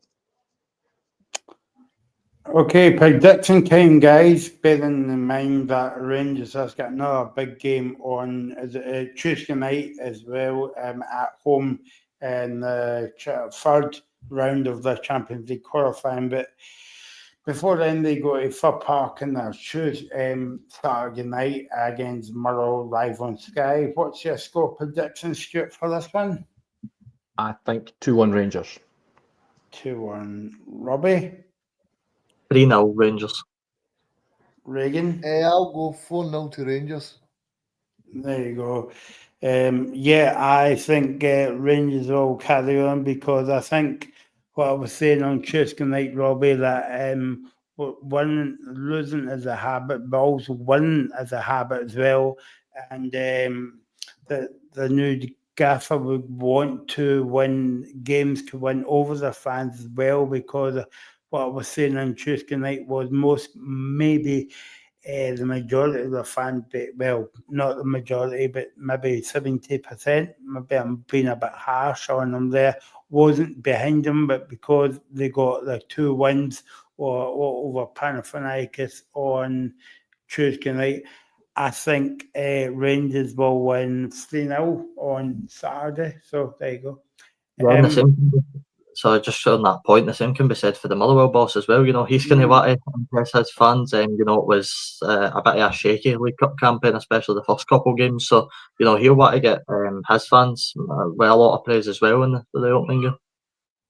And so that is Rangers against that is Motherwell against Rangers. Let's move on to the last game of the weekend, or on the Saturday anyway, between Kilmarnock and Livingston. 3 o'clock kickoff. I might actually call this the Plastic Park Derby, Stuart.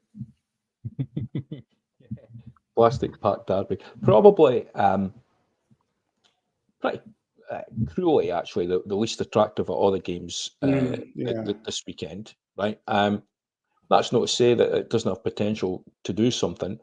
We go back to, you know, the physical aspect of Martindale's teams are well known. He's got a high press. Again, you know, it's going to be energy. It's going to be commitment, competitiveness, and then Kilmarnock fans will have an expectation that they're going to kick off and bag 3 points. They'll look at that fixture and think that they want off to a flyer. It's the plastic pitch. Let's hope they can attract a good crowd and get an entertaining game. The one thing I don't like sometimes about rugby, I love Rugby Park, by the way, as a stadium. I think it's great, but sometimes I think the camera vantage point when there's no big crowd makes it look like it's empty, because it's a big enough ground. But when you've only got maybe 6,000 or 7,000 in it, it's not so great, and especially with the visiting end, you know, because you're away up in the gods normally, and then of course if you're Livingston, again, no disrespect, you're not bringing that many. It's no great look for the TV cameras, but as long as the game's good and entertaining and it gets the season off to a flyer, hopefully that'll be the case. See, before I asked Robbie about the game on Saturday, yes, you actually get a interesting point there. See, when teams like, say, Dundee, your own team, or maybe St Johnstone go to Fir Park, or Kilmarnock, why do they always fill the top stand? Why do they not do it the opposite way about, fill the bottom one and then maybe the top? Because it looks terrible for the TV cameras if you've got a big, massive gap at the bottom and maybe there are 1,000 fans up above. But why don't they move the fans up above at the bottom? Because that would help us create maybe a better atmosphere and better for the TV as well. I think it's about crowd control, Michael, and I think it's about stewarding and how much you're willing to spend, and it depends on how easy that area is to control. And it might be where the majority of the kiosks are, could be a raft of different reasons. And of course, they're forced to do something different when there's a bigger crowd that comes. But you're right. I mean, it's not a great look for Park particularly because of the way that's set up. You know, even if you take a decent support there for a provincial club, you can still look like there's hardly anybody there when you look at it on the cameras. But Rugby Park's the classic for that, isn't it? Because you're away up in in that top tier, and there's nothing happening underneath except if maybe a few big banners that are draped over the seats. It's no brilliant, got to say. Robbie, this game's not exciting according to Stuart, but tell that to any Kilmarnock fans and also Livingston fans, because they would want to put down a marker very early. No, I mean, I think I'm going to head along myself to go and watch it, the opening game. I'm excited to see Kettlewell back in the Premiership as well, obviously, since the Motherwell job. But I think I'm a bit excited by some of Kilmarnock signings. I look at Scott Tiffany one, it's come in for obviously Dundee. Greg Kilty's come in for St Mirren. That big 6'7" striker, Marcus Dackers, that they've got up front there, it'll be exciting to see him. So there's a few players in there that I'm excited to see. And I do think, you know, fans from maybe the outside of Scottish football aren't as involved, will maybe look at this game and go, "Oh, it is the least appealing." But it's two teams going head to head in the opening day that, you know, they're both on very similar levels. You know, I look at Livingston and I look at some of the football they played last year, and if they're going to keep that up, this could turn out to be a pretty entertaining game. So I'm actually looking forward to this. Reagan? I think it'll be a good challenge. I think obviously Stuart Kettlewell will get in there, but he'll be hoping they can do all right. And then in terms of David Martin, they'll be looking to go off to a really good start. I think it's important for Stuart Kettlewell as well, guys, because of the fact that they are Stuart Kettlewell has not really got a great response from social media or things like that. I think it's important for him to get off to a good start because, as Stuart was saying, David Martindale's got a job for life at Livingston, so it's not as if he doesn't win tomorrow, then there'll be a big problem. I think for Stuart Kettlewell, I think it's important for him to start well. Yep, and I mean, Stuart, we're downplaying the game, but Robbie's right. This could be one of the games of the weekend. Sorry, was that for me, Michael? Yeah. Yeah, Stuart. Yeah, sorry. You know what? No, it could well be. I mean, I didn't mean to down it. I just meant that, you know, on the fixture list, as you look at other games, that's probably the least attractive, right? But that's not to say that it's not going to produce something that fans are going to enjoy.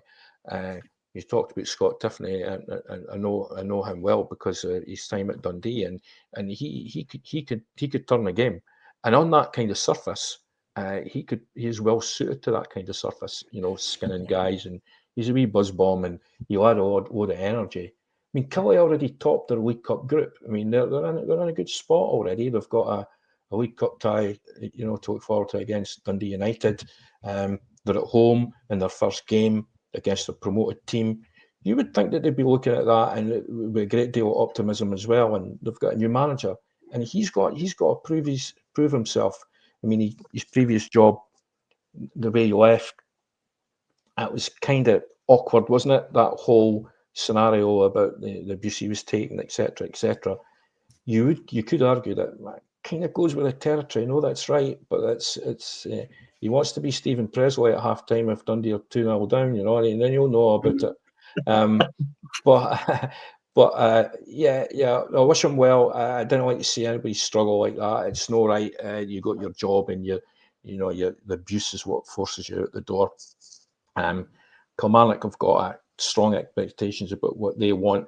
I know he's no set any targets for this season, but the fans will. They've had a couple of seasons where they did quite well, so they'll be looking again. Can we nudge into top 6 at some point? Everybody should be looking that way from the bottom up. Can we sneak into that group of teams? There's some established teams in there, clubs that they won't dislodge, but there's a couple of spaces there for, who knows? Kilmarnock should be one of those teams that are looking at that.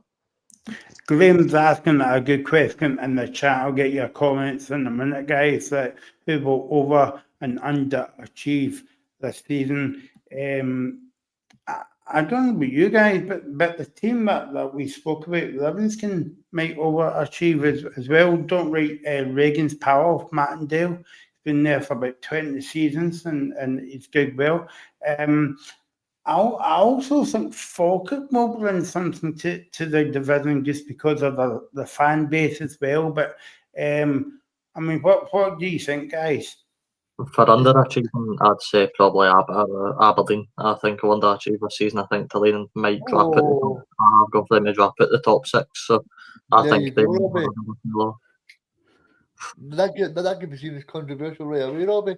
The fact that they won a trophy last year, and then you're saying that they're not going to make the top 6. I mean, I just think, again, with Sunday, Thursday football, I think there's always one team. It's always Hearts, Hibs and Aberdeen that always find themselves struggling with this type of fixture list. And again, I think it will fall on Aberdeen. But again, I could be wrong. They could. But I think Michael's right. The big one I look at is Livingston. I think they could seriously be on for a decent season. I think Martindale's had a long enough sort of spells in the Premiership and Championship. And this could be the year that they finally maybe settle into the Premiership a bit. Yeah, and I think for me, in terms of overachieve, I think I would go for. I think Derek McCallis has went to Hearts. I think he'll overachieve. I might even say that they'll get close. I think they'll get close to Rangers this season. I really do. I think he's building a strong squad, and he's building a squad that I think could possibly challenge at the top of the league. Because I think that's possibly the only reason why people like Shankland and I know Graham's got a new song for his new striker. I seen that earlier, Graham. Brilliant. Aye, Yeah, really good song. yeah. I mean, I think. I mean, for me, I think that could be the big shock of the season. I think I might even go for Hearts to win to win the trophy at the end of the season. I think Celtic will win a double, and I think Hearts will win the Scottish trophy at the end of the season. By the way, so I was just going to say, just on what Paul Donaldson said, is 100% right. It is that consistent thing in Europe. But just while Reagan's getting at his predictions, I'll throw St Mirren into the mix for overachieving as well. I think we could finish fourth this season and have another brilliant season. Dundee United, I think they could win a cup this year. So there's a couple of teams that could Oh, Robbie. Oh, brave man. Brave man. I'll come in on that one. I think they could be my underachievers. Right? If I take my emotion at the situation, right, and I just deal with what I think are facts in my head, I think they kind of overachieved last season because a lot of their victories last season, they were very unspectacular in terms of what they did, right, in terms of the last minute goals. They were quite a powerful team, etc. But their turnover's been massive. And I think the expectation level for them will be to do it again. In which case, that would naturally come with a sense of underachievement if they don't manage to do that. And I've got a funny feeling, having watched them last night, that early days, as I keep saying, but they looked very disjointed, and there was nothing there that made me think that they were on a par with the team that I saw last season. So for me, Dundee United might be the ones that actually I can't see them picking up a cup, to be honest. I think they might be struggling. Yeah, I think I would say that as well. I think Dundee United will struggle this season, because don't forget as well that they're losing their top scorer from last season, Sam Dalby, as well. I mean, he was the man that was that when they were when they were playing bad in a game, he was the kind of player that was bailing them out of jail. So I think in terms of that, I think it's a big hole to fill, and I think that could potentially be the outcome. I think Dundee United will be my overachievers. I think I'm possibly going to say they might even be in the relegation playoff. Oh. For me. Okay, guys, what's your predictions before we move on to Kilmarnock and Livingston, Stuart? I think Kilmarnock will win 2-1. Robbie? 4-0 Kilmarnock. Reagan? I think Kilmarnock will win 3-0. It'd be brilliant if I said we're trying to build this game up and it'll be 0-0 at the end of the game, but I'm not going to. 2 each. There you go. Before we move on to speak about Graham's beloved Hearts on Monday night, don't forget you should get yourself on there after the show and subscribe to the Scottish Football Zone and hit the wee bell, and you'll get reminders when we are on air talking all things Scottish football. Scottish football. Okay, the guys will spend more time talking about this on Sunday, but we'll speak about it than now. Monday night seems miles away yet, but Hearts and Aberdeen. It's a brilliant game to start the season, Stuart. 8 o'clock on a Monday night. Cracker. An absolute cracker of a game. So you're looking at a full house under the lights at Tynecastle. Doesn't get better than that for me. Best stadium in Scotland for atmosphere. Yep. I mean that. I know a lot of Celtic fans would probably say a full house at Celtic Park on a European night, is it? But for a domestic game in Scotland, I think that Tynecastle is just the best. Aberdeen will obviously bring their support down, and I think that Derek McInnes is a manager I've admired for years and years. I think that he's got his head screwed on, understands the game fantastically well, and I kind of agree with the guys that I think that Hearts will be strong this season. Aberdeen kind of rescued their season by winning the Scottish Cup, because remember, they were on a hell of a poor run after a fantastic start, and you can't argue with picking up a trophy. You can't argue with that at all. But by the same token, it'll be interesting to see how they line up. But Tynecastle under the lights, fantastic start to the season. That probably, as I'm looking across the card, would be my top game, which is probably why it's been chosen by the TV for that reason. It's a belter. It's an absolute cracker. So I'm looking forward to watching that. Reagan? Yeah, I think it's going to be a cracker. I think Monday night's going to be really good. I think it'll be a good match, but I just think that Hearts will have too much for Aberdeen. I think Shankland's back in form. I like Braga. He's got a cracking song as well. I'm sure Graham could come on the show one day and sing it. And I think as well they're building a good squad, and I don't know if you guys agree, but I think Craig, obviously he's 40. I think he's 41 now or 42. Is that right? And he's married as well. He got married in the summer. To summer. Yeah, he got married to summer. But I think in general, I think they've got a very good squad. But no disrespect to Aberdeen, I think the Jambles will win this game. Robbie, what about you? Cracking game on Monday night. It just so happens that it's 8 o'clock, and before Paul Donaldson comments here, why did you make it Monday night when Aberdeen fans will still crab on their numbers? But it's a bit unfair for them to 8 o'clock on a Monday night. Aye, I mean, we spoke at the top of the show about, having a good opening day on a Saturday, first or last game of the day. This would be an absolute cracker on a Saturday. Maybe make it Saturday 5:30. That would be an absolute best. Could get either of them make it 12:30. Aye, exactly. But that would have been a cracker. See, to be honest with you, Michael, I think Monday night's got a good spice to it. I know you're saying the Aberdeen fans need to travel, but I think Monday night football has got a good spice to it. I'm sure they'll turn up at numbers, though. Paul did say in the comments there, I think it's only about 600 they're getting, so it's not exactly going to be a chalk to it away in, but it'll still be a good atmosphere, no doubt, at Tynecastle.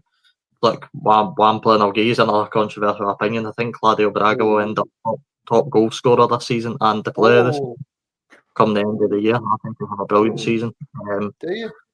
Aye, on it, I think he's got it on. I know it's quite early to judge. We've only really seen him play against low league teams, but to me, he just has all the qualities that you could want in a player in the attack. So I think he'll have a good season. But I think it'll be a good game overall. Right, go predictions, guys, before we head for the championship. I'll say 4-1 to Hearts. Oh. That is a big score. Stuart?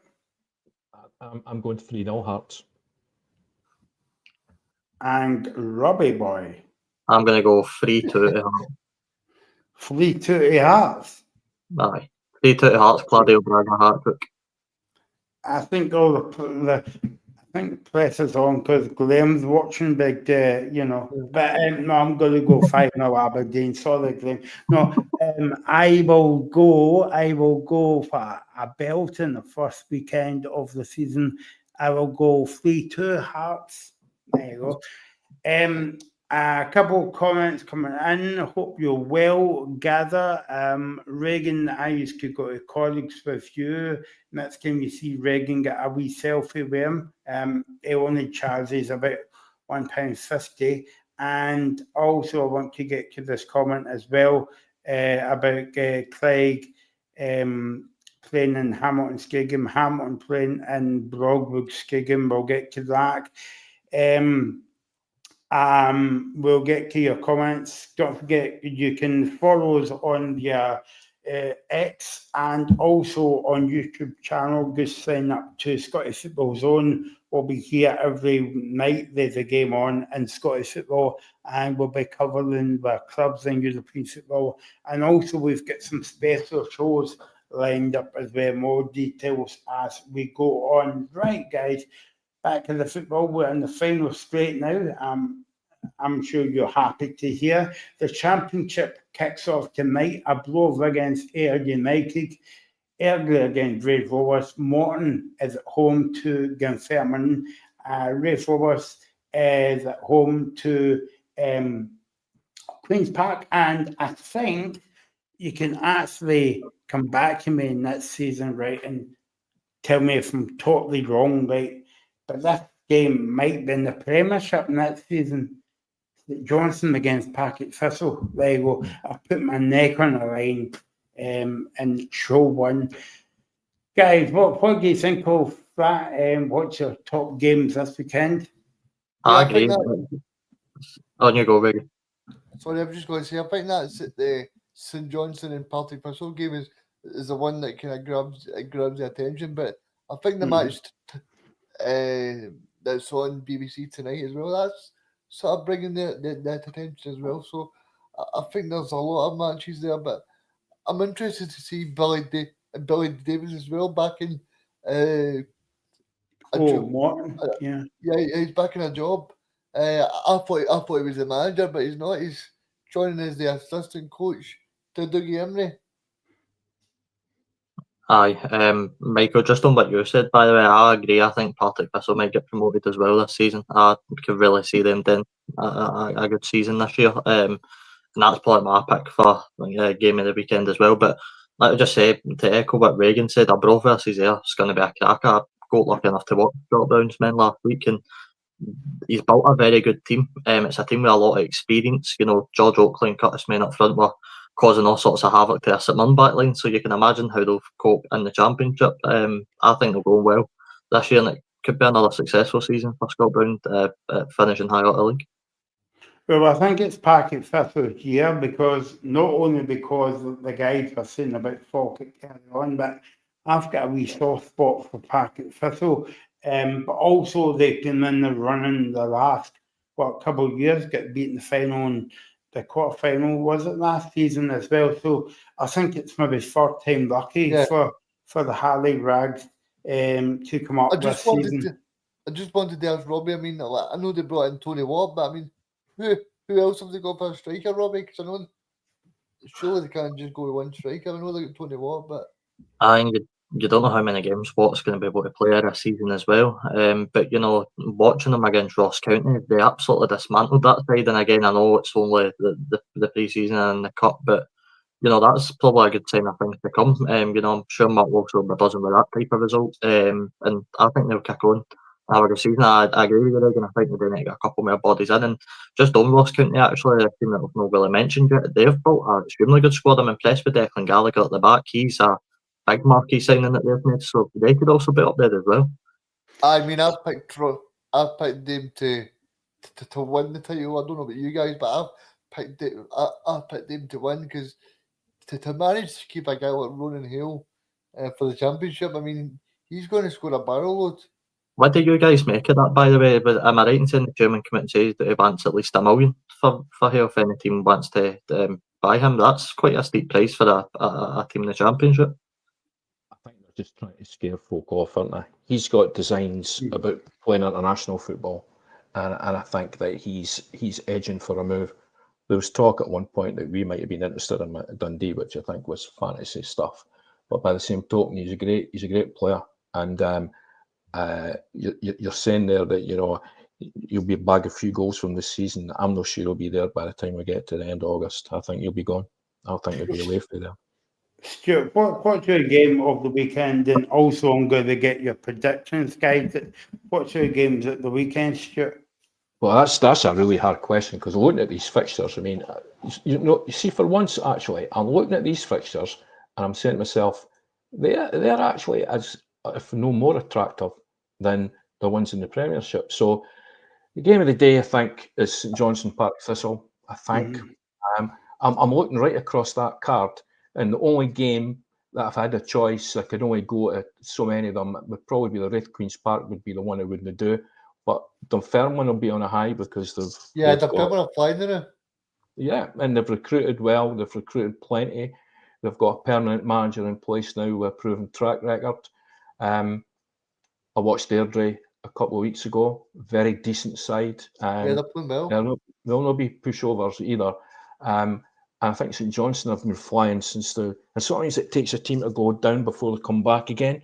I know that's an old cliche, but in this case it might be the case. So looking at all that, I think that's a cracking looking league this season. And predicting that is very difficult. I think Saints will be the team that go up, but who knows? The Championship's always thrown up surprises every year, so who knows? Aye, by the way, we spoke about only having having 3 Premiership games on the telly. Employed. Disappointed there's only 1 Championship game on the TV this weekend. We could have done a good coverage of that. Yeah, I mean, I just think it's going to be so good though, because you've got so many ex-players that have played the game to high level. Scott Brown, Neil Lennon, even people like Billy Davis is back in the game. There's so many good talking points as well. Graham says, I honestly think the Championship is so difficult to call this season. And to be honest, Graham, we've kind of said that for years, even when you were on the show. I mean, Falkirk, Livingston, Dundee United, even Stuart's got a wee smile on his face there when they said Dundee United won the Championship. But I mean, the Championship throws up a lot of games as well, and I think Robbie's right. I think the BBC should maybe be looking at covering maybe 2 games a weekend instead of 1. Maybe either they do one on a Sunday afternoon or whatever. Paul Donaldson says, we'd like to see Ross County come back up, best away day in Scotland. I know why you're saying that, Paul, because Aberdeen takes a brilliant support to Dingwall. Michael, not even just 2 games a weekend. We don't even have a highlight show for the Championship. Just get something to maybe keep on tabs with. For the 3 o'clock games that we don't get to see. So before we blow the final whistle, I want to ask you guys this one, and especially Stuart, as your role within the Scottish Football Association, and look, I know that you can only say so much, and I think this is skill in court or whatever. You can correct me if we're wrong, Stuart. So we saw the situation with Hamilton last season, and we've got a comment here saying, can I ask what the panel opinion of Craig playing in Hamilton, Skiggham, and Hamilton playing at Blogwood? Before we get Robbie and Regan's take on it, I'm going to ask the new guy the most difficult question of the season so far, and maybe there's so much you can say on that, Stuart. It's fine, but what's your initial thoughts on that? Because I know that the association's been doing what with the fans of Hamilton last season. Yeah, it's a really awkward situation that Hamilton find themselves in, and you're right, we have done a lot of work with them, trying to support them through the process, regular conversations with Neil Doncaster and Callum Beattie at the SPFL. What I would say is that Hamilton, there are rules that the league have, and unfortunately, Hamilton have transgressed quite a few of those in the last couple of years, right? I'm being kind here, right? I'm being kind. What is the most galling part of this is it's the fans that suffer. So what you've got a situation is you've got a lot of fans from Hamilton that are heartbroken about the fact that they've now got to travel to Cumbernauld. Now, you might think that that's not that far to go. I think it's about 13.5 kilometres or something, or 30.5 miles, I'm not sure which. But actually getting there by public transport is no straightforward.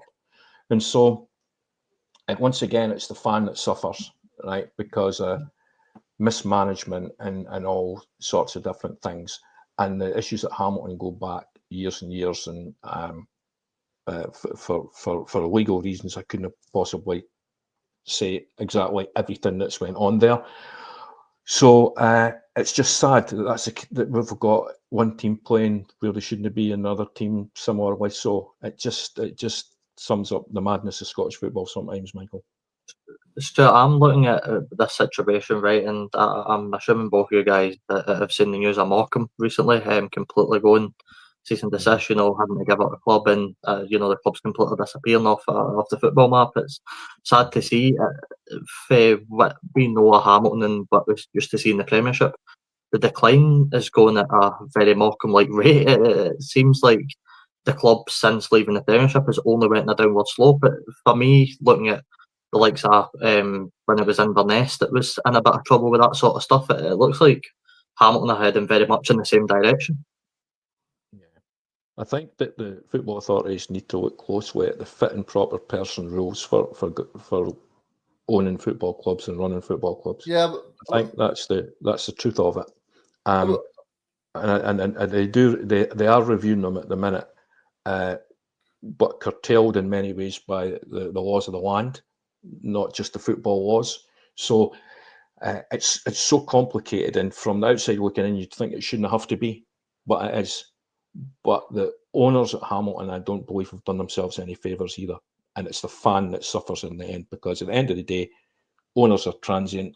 They'll be here and gone tomorrow, but the fans are always there, and it's them I feel sorry for.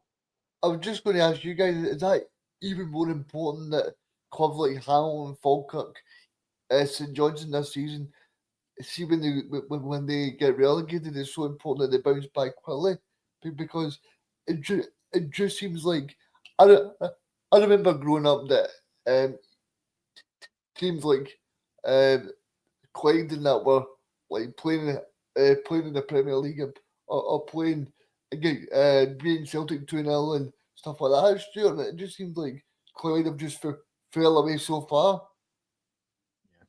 Yeah, it's the modern game, isn't it? And it's always money. It's always about money. And so once you lose your home, you're kind of struggling. You really need to consolidate. So what are they putting it down to? Are they putting it down to lack of fans? What are they putting it down to? Lack of investment, or what are they saying? Sometimes, if you talk about the Hamilton situation, which is very difficult, but there are business relationships in there that have soured, and there are rules that have now been broken in terms of footballing rules, and so each time there's a punishment meted out, which is appropriate, then the club suffers, and it goes down, and we've got a transfer embargo at that football club, which means that they can't recruit.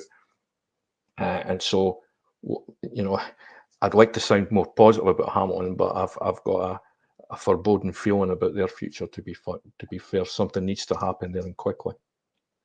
Yeah. Yeah, no, I was just going to say it's quite a sad affair of Hamilton, because I remember them going to Celtic Park and all that, and I think they beat Celtic at home as well, and Hamilton. And Hamilton were a very good team, especially when they come up against the big two. They were very stuffy team to kind of break down. And when we talk about Livingston now, guys, I always put it in the same mould as Hamilton, as in they're very stuffy to play against. They put, there you go, Reagan, I'm going to say 15 buses this season behind the ball, and difficult to break down, and it's quite sad to see that now. Remember, Hamilton went to Ibrox and kept a clean sheet and won the game 1-0. It's the type of team that made it hard for you. I know they stopped us for getting top six under Jim Goodwin on the last day of the season. So Hamilton had their fair share of memories in the Premiership, and it's sad to see them gone in such a wide down. I'm knocking Rangers at the cup. Remember Adrian Sprott? You guys will be too young to remember that, but they were actually in the Premier League when they beat Rangers, so it shouldn't have been classed as such a shock as it was, but it did send wasn't quite a Queen's Park at Ibrox, but it was a similar feeling when that happened. Aye, and it's tough to see them going such a way, and obviously, as I mentioned earlier, you've wiggled the news a bit more coming. It's hard to see any club go in that sort of direction, so for them to be constantly seemingly on a downward spiral, it's not nice to see. No. There you go, and I'm sure we'll get an update from Stuart of the association about Hamilton during the season. So thanks, guys, for joining me on the first show. It's been an absolute belter of a show, as always. Thanks to Robbie and Reagan, and a special thanks to Stuart. We've signed you on a 4-year deal, Stuart, actually. I'll email you your contract. My people will speak to your people, Michael, Yeah, and then we'll come to something. No. Yeah, in a phone box somewhere, wherever we can get a phone box as well. Yeah. So sorry, Michael. I'm just going to say to people to subscribe to the channel, subscribe to Scottish Football Zone on YouTube. Make sure you click the like button, click the subscribe button, and me and Robbie will be back on Sunday at 7 o'clock for the first show on the Scottish Football Zone. So make sure you follow, subscribe. And we'll be back on Monday as well before Graham gives us into trouble for the Hearts Aberdeen game. So thanks all for watching. Thanks to all of the contributors, and we'll see you on Sunday and Monday. See you soon. You're watching the Scottish Football Zone with all the build-up and reactions.